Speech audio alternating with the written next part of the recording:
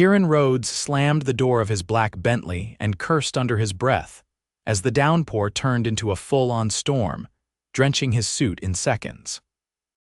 He glanced around the narrow street, unfamiliar territory in the heart of Brooklyn, where his driver had taken a wrong turn before getting stuck behind a jackknifed delivery truck. Of all days to fire his assistant, it had to be today, the day of the board vote, the day his ex decided to slander his name to the tabloids. And now, apparently, the day he'd get struck by lightning. A neon sign flickered ahead. Faye's finds antiques, books, and more. Desperate for shelter, Kieran rushed inside, slamming the door behind him as thunder cracked overhead. The warm scent of cinnamon and old pages wrapped around him, a stark contrast to the cold, hard steel of his usual world. A woman looked up from behind the counter, cradling a chipped teacup in her hands. She couldn't have been older than 30. Her thick, dark hair was tied in a messy bun, warm brown eyes blinking at him in surprise. "You okay?" she asked, setting the cup down. "You look like you wrestled a hurricane and lost." Kieran ran a hand through his soaked hair, water dripping onto the polished wooden floor. "Something like that, my driver. Never mind. Can I stay until it dies down?" the woman nodded. "Of course, I'm Faye." "Welcome to my little mess." He glanced around. The place was overflowing with charm vintage books piled high, delicate lamps casting golden light, a soft jazz record playing in the background. It was the kind of place you only saw in those romantic movies his sister used to make him watch. The kind of place that didn't belong in his world. Still, it was warm and dry. "I'm Kieran," she smiled. "Nice to meet you, Kieran. Want some tea? Or we could wring out your jacket and hang it over one of the radiators." He blinked. No one usually offered him tea. They offered him contracts, partnerships, bribes, but not tea. "Sure," he said, surprised at himself. "Tea sounds good." Faye disappeared into a small back room and he followed the sound of clinking cups. Her shop was definitely lived in. There were mismatched chairs around a round table, a half-eaten cinnamon muffin on a plate, and a worn notebook filled with sketches and lists.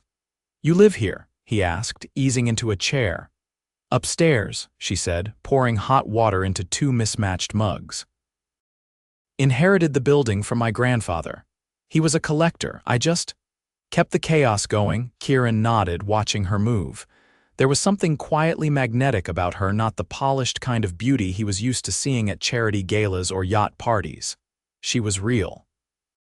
And she had no idea who he was. It was oddly refreshing. "So what were you doing out in the storm?" she asked, handing him a mug. "Trying to escape a disaster of a day," he muttered. "Join the club," she said, lifting her cup. "Here's to surviving disasters." They drank in silence for a moment, the storm raging outside. Then she asked, "What do you do, Kieran?" He hesitated. "Finance," she grinned. Vague, suspicious. "You sound like someone who launders money for international diamond smugglers." He chuckled, the tension in his shoulders loosening for the first time all day. "That would probably be more fun than what I actually do." "Which is?" Before he could answer, the lights flickered and the power went out. Faye groaned. "Perfect. Let me go light some candles before we both freeze." She rummaged through a drawer, pulling out an assortment of candles and placing them around the room. The shop glowed in warm amber light, making it feel even more like a dream.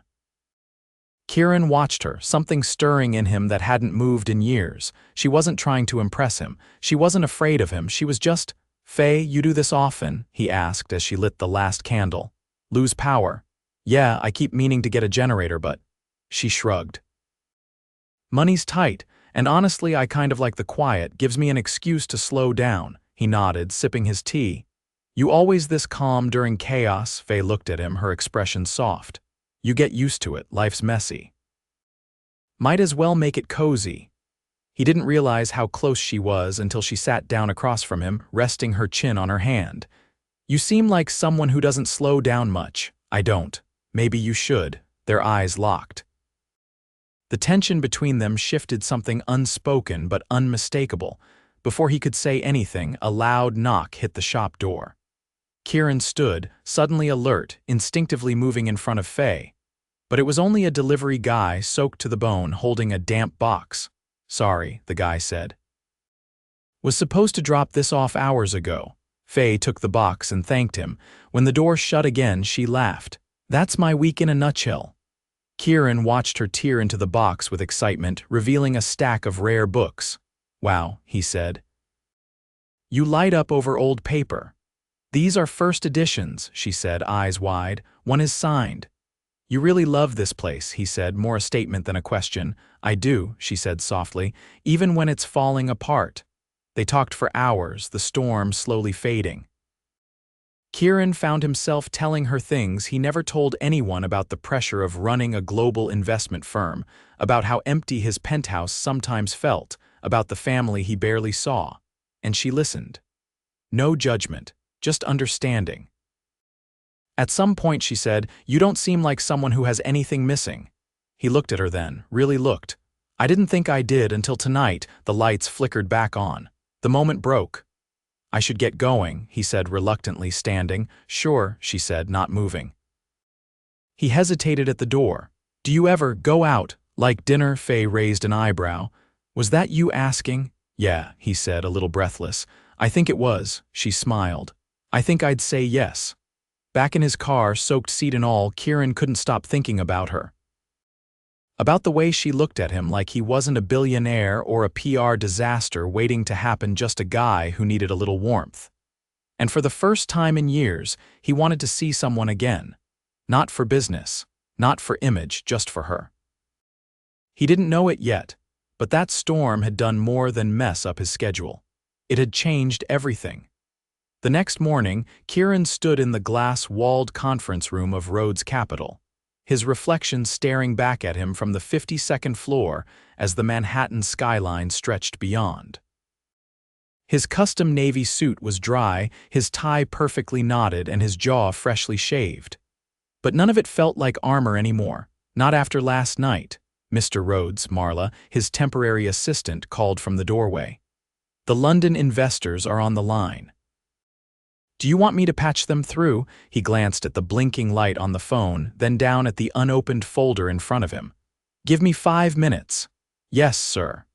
As the door closed, he sat heavily, running a hand over his face. His nights were usually filled with spreadsheets, projections, and silent dinners in a penthouse that echoed. But after that storm, his mind refused to return to routine. It kept tracing the curve of Faye's cheek as she laughed, the way she tilted her head when listening, the way she never once checked her phone the entire time they talked. He had left her shop with a number scrawled on a receipt and the strangest sensation in his chest, as if something had cracked open. Now, he pulled his phone from his pocket and stared at the number. He could have his people look up everything about her in seconds. But he didn't want algorithms and background checks. He wanted to see her again, just her. No filters, no noise. His thumb hovered over the screen, but before he could press call, a knock interrupted him. "Mr. Rhodes, your mother is in the lobby," Marla said, sounding unsure. She refused to make an appointment. Kieran groaned inwardly. "Send her up." He rose as the elevator dinged, and seconds later, Billionaire Rhodes swept in like a queen entering her court. Her heels clicked against the marble floor, her coat a tailored gray wool number that probably cost more than most people's rent. "Darling," she said, air kissing both his cheeks. "You look tired." "Are you working yourself to death again?" "I've had worse nights," he replied, motioning for her to sit. She did, pulling off her gloves with surgical precision. "I read the article, the one in Vanity Weekly. I assume it's mostly fiction." "Mostly," he said tightly. "Still, the optics aren't great. A scandal right before you go after the Whitmore acquisition. You need stability right now, Kieran, not whispers about ex-fiancés and champagne-fueled breakdowns." He leaned back. "I'm aware." Billionaire's eyes narrowed.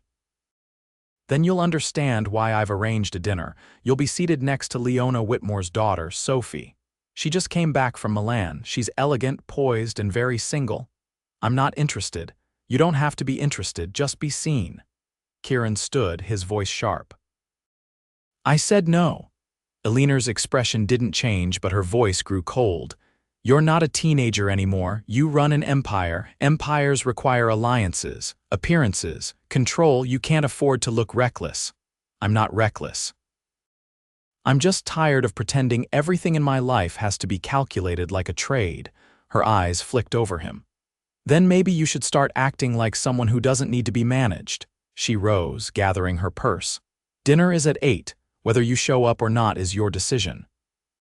But remember, this isn't just about you anymore. After she left, Kieran stared out the window again, fury and exhaustion twisting inside him.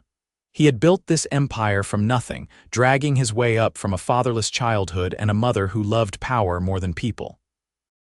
And now that he had it all, every move he made still had to pass someone else's test. His hand went to his phone again. This time he didn't hesitate. The call rang once, twice. Hello, her voice was soft, surprised. It's Kieran, he said, the tension in his shoulders easing just hearing her. From the storm, I figured, Faye said with a light laugh.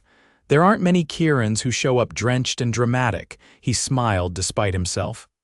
I was wondering if you were free tonight. There was a pause. Depends. Is this a business dinner or will there be actual food and conversation? No suits, no spreadsheets, he said. Just me and you. Well, she said after a beat, in that case I'm free after 7. But if you bring a driver in a tux or show up in a helicopter, I'm going back upstairs and locking the door. I'll walk if I have to. You say that now, she teased. Okay, I'll be here. He ended the call feeling lighter than he had in months. At exactly 7:30, Kieran walked past the quiet stoops and shuttered windows of her neighborhood, carrying a paper bag from the little Italian place 3 blocks over that she'd mentioned she liked when talking about her favorite comfort foods. He wore jeans and a black sweater under a dark coat, no entourage, no security detail, just him. When he knocked, she opened the door, her hair down this time, falling around her shoulders. She wore a faded t-shirt with a paint stain near the hem and leggings. She was barefoot. You weren't kidding, she said as she took the bag from him. You actually walked. You said no drivers. I also said no helicopters, she added, leading him inside, but I guess I wasn't specific enough about private planes, he laughed. I'll leave the Gulf Stream at home next time. They ate on the floor of her shop, sitting on mismatched cushions with plates balanced on crates. She poured them red wine into jam jars and lit candles that smelled like sandalwood and sage. The food was good, simple, rich and comforting. So, she said between bites of lasagna, are you always this mysterious? I'm not trying to be, he said honestly, but you are, she said. You talk like someone who's always 10 steps ahead of everyone else. I guess I've had to be. Because of your job, she asked. He hesitated. Because of everything, he said finally. Faye nodded but didn't press. Instead, she asked, what did you want to be when you were a kid? He blinked. That's random, humor me. He looked down at his wine, then back at her. An architect. Really, she said, surprised. I liked building things. I used to sketch houses, bridges, cathedrals. What stopped you? I realized I was better at building companies than buildings. But do you love it? The question hit harder than he expected. Love? He didn't know if love was the right word. He was good at it. Ruthless, efficient, brilliant. But love? I don't know anymore. Faye looked at him for a long time, then she said, that's a dangerous place to be. Good at something you don't love. He looked at her, sitting there barefoot in a candlelit shop filled with forgotten treasures, and for the first time he imagined what life might look like if he had taken a different path. You ask dangerous questions, he said quietly. And you keep answering them, she replied. Later, as he helped her stack the empty plates and blew out the candles, he noticed a watercolor painting pinned above her desk. It was unfinished, a burst of color and light in a sea of sketches. You did this, she followed his gaze. Yeah. Just something I started, haven't touched it in months. Why not? Because I got busy. Because it didn't feel like it mattered, he turned to her. It matters, she looked up, eyes meeting his. Why are you really here, Kieran? He didn't answer right away. Instead, he reached out, brushing a loose strand of hair from her face. Because I haven't stopped thinking about you since that night, and I don't want to pretend like this is casual when it's not. She didn't move. You don't even know me. Not yet, he said. But I want to. The moment stretched, fragile and electric, then she leaned in just enough that her forehead touched his. I want to know you too, she whispered. He left that night without kissing her, and somehow that made it more intimate. As he walked back through the quiet streets, hands in his coat pockets, he knew something had shifted. This wasn't a distraction or a fling. This was the beginning of something he couldn't control. And for the first time in his life, he didn't want to. Kieran leaned against the cold marble counter of his penthouse kitchen, the untouched espresso in front of him growing cold. The city glittered through the floor-to-ceiling windows behind him, but it felt more like a painting than a view. Distant, controlled, lifeless. He couldn't stop thinking about the way Faye had looked at him before he walked out of her shop. That quiet question in her eyes, like she already saw the parts of him he tried to keep buried. He pushed off the counter and crossed the room, grabbing his keys. The board meeting wasn't for another hour, but he needed to clear his head. And there was only one place he wanted to be, when he stepped into her shop, the morning air still clinging to his coat. Faye was crouched behind a display case, rearranging a collection of antique jewelry. She didn't look up right away. Thought I heard the bell, she said, her voice distracted. If you're here for the map table, it's already sold. He waited until she turned, her eyes widened in surprise. You're back. Kieran nodded, taking in the way the morning light caught the edges of her hair, casting soft amber tones across her cheek. I wanted to see you before my meeting. Faye stood, wiping her hands on the back of her jeans. Is everything all right? I'm not sure, he admitted. But I know I didn't want to start the day without seeing you. You look like you haven't slept. I haven't. She walked around the counter and tilted her head, studying him with a quiet focus that made him feel more exposed than a boardroom full of shareholders ever could. Want to tell me what's going on? She asked. Kieran hesitated, then reached into his coat and pulled out a folded card, thick, embossed, expensive. My mother is hosting a charity gala this weekend. One of those events where everyone pretends to care about something long enough to write a check. Faye took the card, flipping it open. Black tie, art auction, champagne fountains, sounds exhausting. It is, he said, but I want you to come with me, her brows lifted. Me, I know it's last minute, and probably not your scene, but I want you there, not as a date for the press, not as a strategic move, just you. She looked down at the card again, then back at him. And what exactly would I wear to something like this? My best flannel, I'll take care of that, he said. That's not a small offer. I'm not making it lightly. Faye was quiet for a beat, then closed the card and handed it back. All right, I'll go, but I'm warning you now I don't do polite small talk. And I won't pretend to know the difference between a Rothko and a red wine stain. I wouldn't want you to. He reached for her hand before he left, fingers brushing hers, grounding himself in the warmth of her skin. She didn't pull away. That night, Kieran stood in the private fitting suite of an uptown atoll, and known only to a certain tier of the city. Velvet curtains, crystal chandeliers, and champagne on ice, all silently waiting for his guest. The elevator doors opened and Faye stepped out, eyes wide as she took in the space. This looks like a museum, she said. Are you sure we're not about to be robbed by jewel thieves in tuxedos? Kieran laughed. Not unless they're hiding under the mannequins. A stylist approached with a respectful nod and a rolling rack of gowns in deep tones. Midnight blue silk, crimson velvet, pearl-threaded black satin. Faye's hand hovered over the fabrics, hesitant. I've never worn anything like this. You'll look stunning in all of it, he said. She glanced at him. You haven't even seen me in them yet. I don't need to. She chose a dress without overthinking it, a sleek navy gown with delicate straps and a low back. It was elegant without being fussy, timeless without being cold. She disappeared behind the curtain, and when she emerged, even the stylist fell silent. Kieran didn't speak. She turned slowly toward him, her arms lifted slightly, unsure. Too much. He stepped closer, his voice low.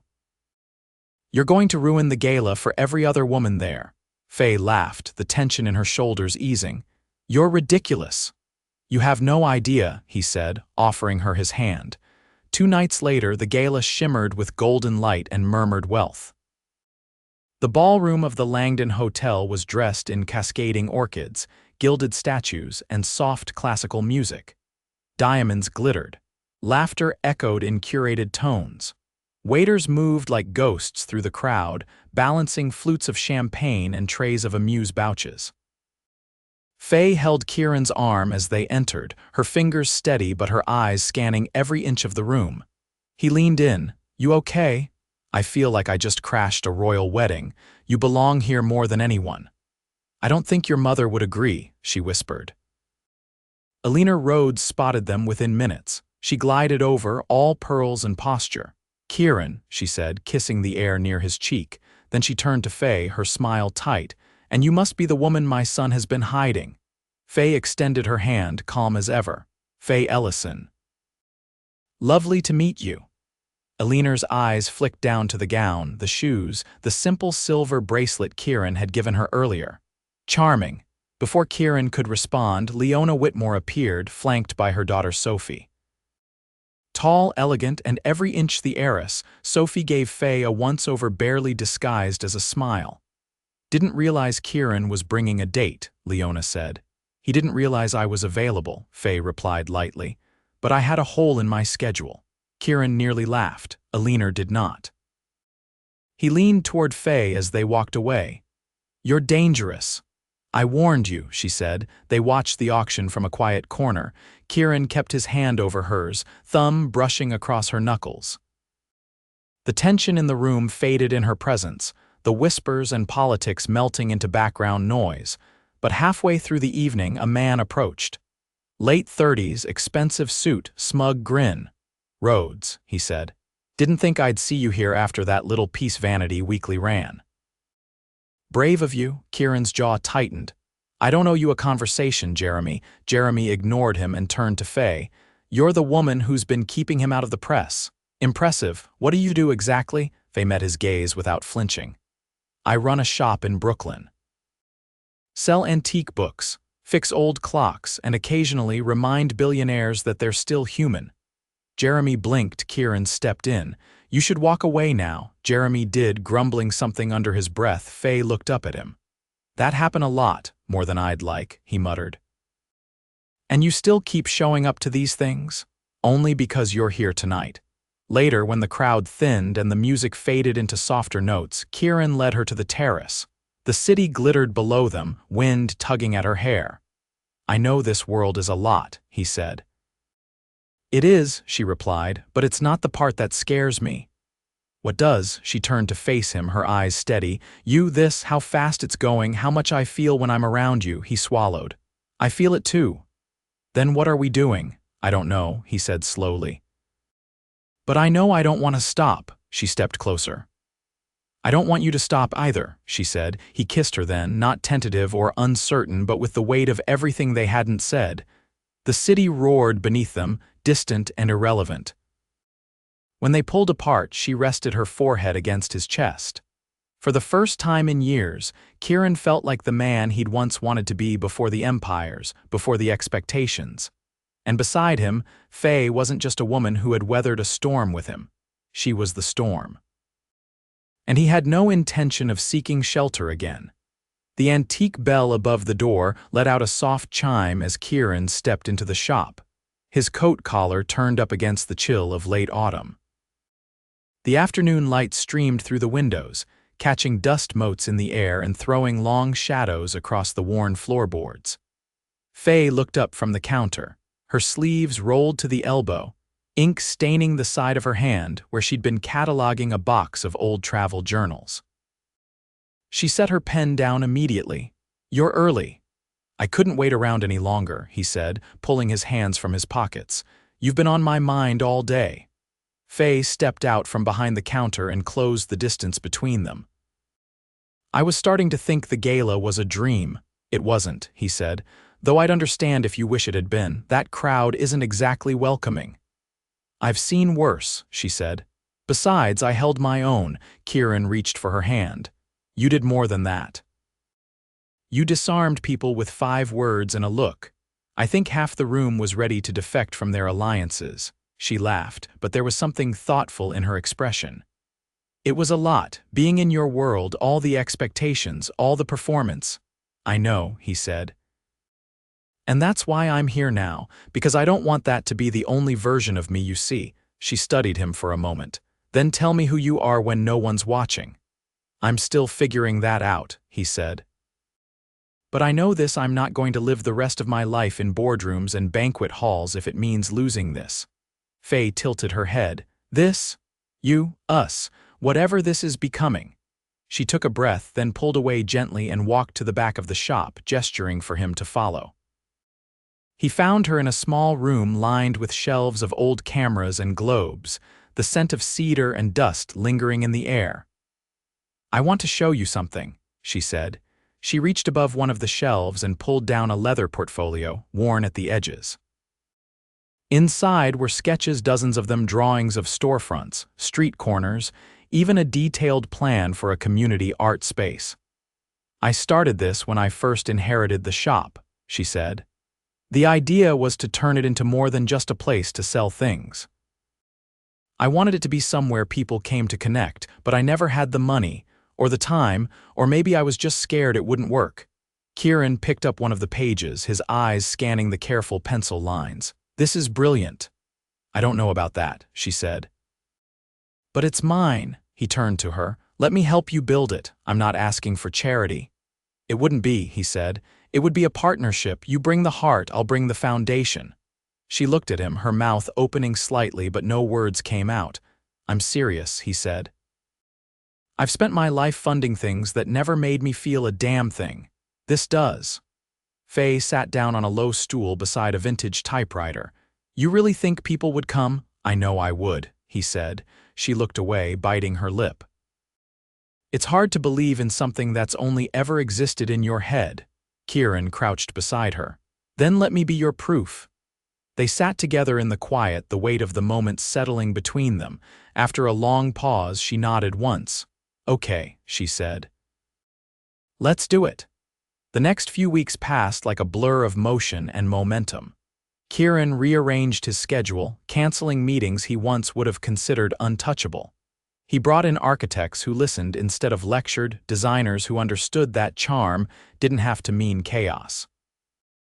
And Faye, in between running the shop and managing shipments, worked late into the night refining her sketches into something real. They argued occasionally about layout, about costs, about whether the front display should feature books or handmade ceramics. But the arguments never turned cold. They were passionate, energetic, and always ended in compromise. One afternoon, after a long meeting with the construction team, Faye sat beside Kieran on the back steps of the shop, sipping iced tea from an old mason jar. The sound of saws and hammers echoed from inside, but out here, it was quiet.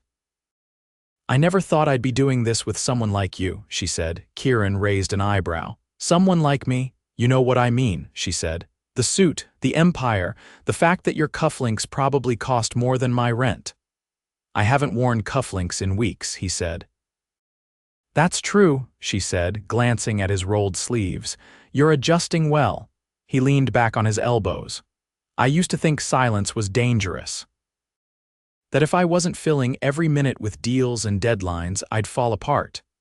And now I think silence is where all the good things begin. Faye looked over at him. You're changing.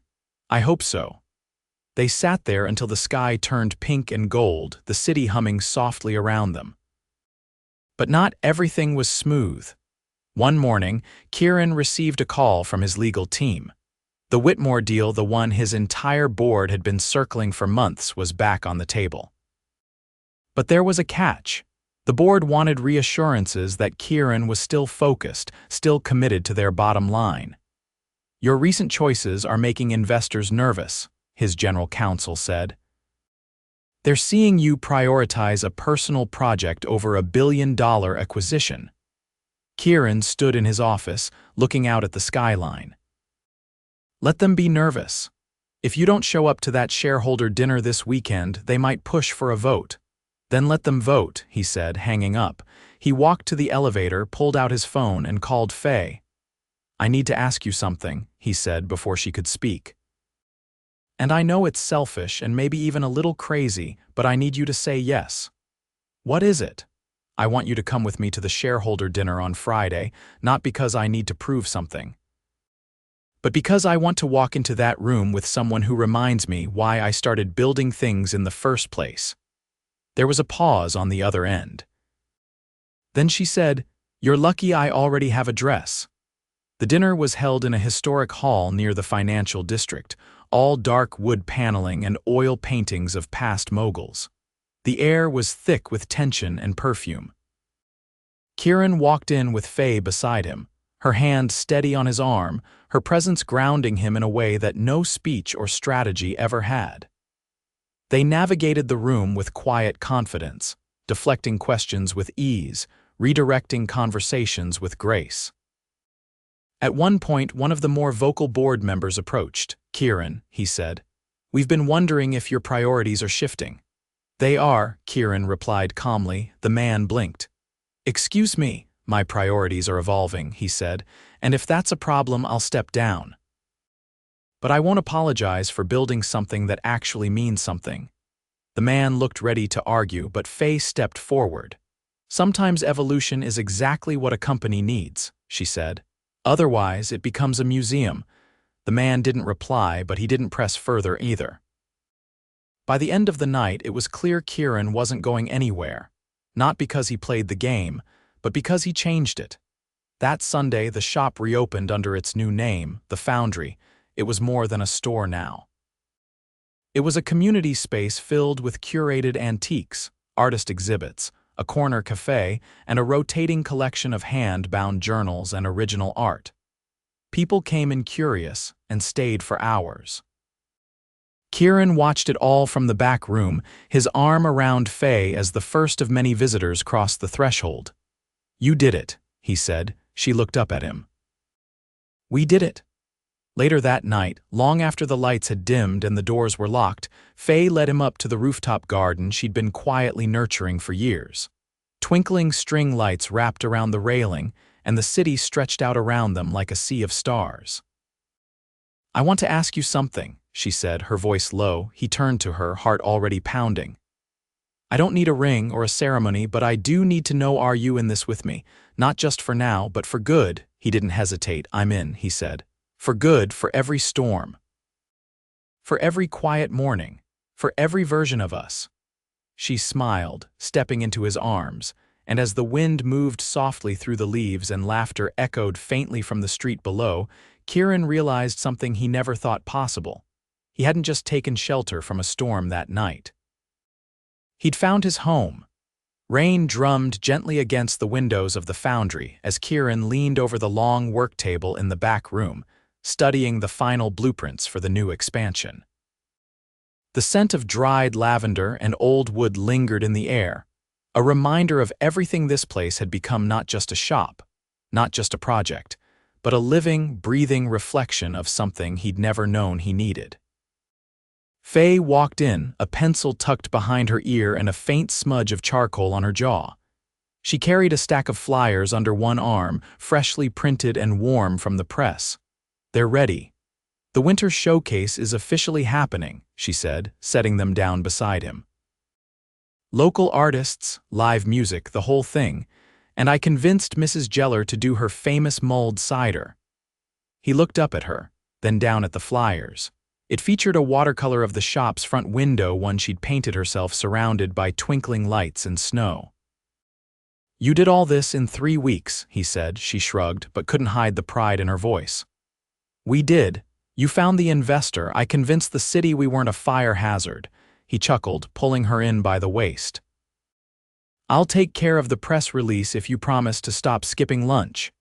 "I make no promises," she murmured, pressing a kiss to his cheek. "But I'll consider it." They stood like that for a moment, the soft light of the desk lamp casting a golden halo around them. Outside, the sky had turned a deep cobalt. Inside, their world was quiet, steady, until the door flew open with a bang and Kieran Rhodes stormed in, heels echoing sharply against the wood floor. Her umbrella, dripping, swung dangerously at her side. "I've been calling you," she snapped, eyes fixed on Kieran. "3 days, and your office says you haven't stepped foot in the building." "I've been working from here," he said calmly. "We're finalizing plans for the next round of renovations." Kieran glanced around the room with thinly veiled disdain. "This place smells like books and beeswax." "Thank you," Faye said politely. Kieran turned to her. "I need a moment with my son." "No," Kieran said before Faye could speak. "You can say whatever you need to say right here." Kieran's lips thinned. "Fine, I just came from lunch with the Whitmores. They're pulling out of the deal." "I know," he said. "You knew and did nothing." "I let it go," he said.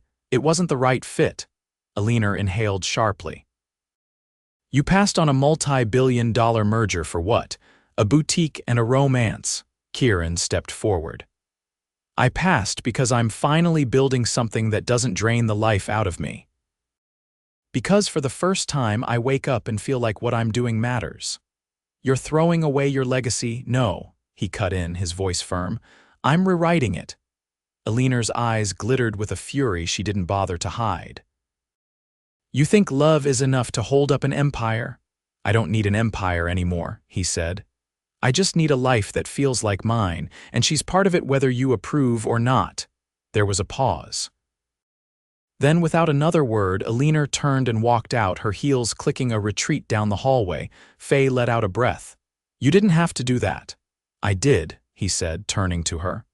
"I've spent most of my life trying to be the man she wanted. It never gave me peace. But being with you, that does." She stepped closer, her fingers brushing his chest. "I don't want you to change who you are for me." "I'm not," he said. "I'm becoming who I should have been all along." That weekend, the Foundry opened its doors to more people than it had ever seen. The winter showcase brought together local families, artists, musicians, and students who wandered through the curated rooms with wide eyes and flushed cheeks. Children clutched paper stars made at the craft table, while adults sipped cider and lingered over shelves of poetry and vintage typewriters. Faye floated among them in a soft burgundy sweater, laughing with vendors and rearranging displays. Kieran watched from near the cafe window, a steaming cup of coffee in his hands and a warmth in his chest he couldn't quite name. He didn't need to be anywhere else. That night, after the last guest left and the lights were dimmed to a gentle glow, Kieran found Faye sitting on the staircase, her head resting against the banister. She looked up as he approached and smiled, tired but content. "We did it," she said. "We did." He sat beside her, reaching into his coat pocket. She looked down as he pulled out a small velvet box, her breath catching. "Kieran, I know we said we didn't need a ring, and maybe we don't, but I need you to know that I'm not going anywhere." "Not ever." He opened the box, revealing a ring unlike any she'd imagined, an antique setting with a delicate sapphire at the center, framed by tiny, imperfect diamonds. It looked like something that had lived 100 lives and was ready for one more. "This was my grandmother's," he said. "She wore it through 2 wars, 4 kids, and a lifetime of love. I think she'd want you to have it." Faye's eyes filled with tears. "Are you asking me to marry you?" "I'm asking you to spend your life with me, however that looks. However long it lasts." She closed the box and wrapped her arms around his neck. "Then yes. 1,000 times yes." Months passed and winter faded into a soft, early spring. The Foundry expanded into the building next door, adding a gallery space and a small lecture hall where local creators taught workshops. Kieran took a step back from the corporate world, handing over daily operations to people he trusted and keeping only the projects that genuinely excited him. He and Faye bought the apartment above the shop and turned it into a cozy haven filled with mismatched rugs, plants in teacups, and stacks of books that never stayed shelved for long. On quiet nights they cooked together, danced barefoot to old records, and read aloud from whatever they found in the shop that day. One morning, as sunlight streamed through the sheer curtains and the scent of cinnamon coffee filled the air, Kieran stood at the kitchen counter flipping pancakes while Faye leaned against the doorway watching him. "I never thought I'd fall in love with a man who owns a private jet," she teased. He turned, flipping a pancake onto her plate. "I never thought I'd fall in love with someone who makes me want to sell it." She walked over, wrapped her arms around his waist and rested her head against his back. "Don't sell it, just park it for a while," he turned in her arms. "As long as you're beside me, I don't care where we go," and he meant it. They didn't need palaces or power plays.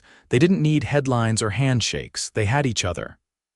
They had a life that pulsed with meaning, built not on legacy but on love. And in a world that demanded more, always more, they had learned the rarest secret of all. Enough was everything. 1 year later, on a quiet spring afternoon, they exchanged vows on the rooftop garden of the foundry. No photographers, no press, just a circle of friends, a few strings of lights, and vows whispered in the language they had built together. Faye wore a simple lace dress, her hair pinned with wildflowers. Kieran wore a linen suit and a look of wonder that never left his face. They danced under the stars, surrounded by the city they'd once felt lost in, now theirs in every way that mattered. And as the night deepened and laughter echoed from below, they stood hand in hand at the edge of the rooftop, hearts full, future unwritten, not perfect, but real. And absolutely, undeniably, theirs.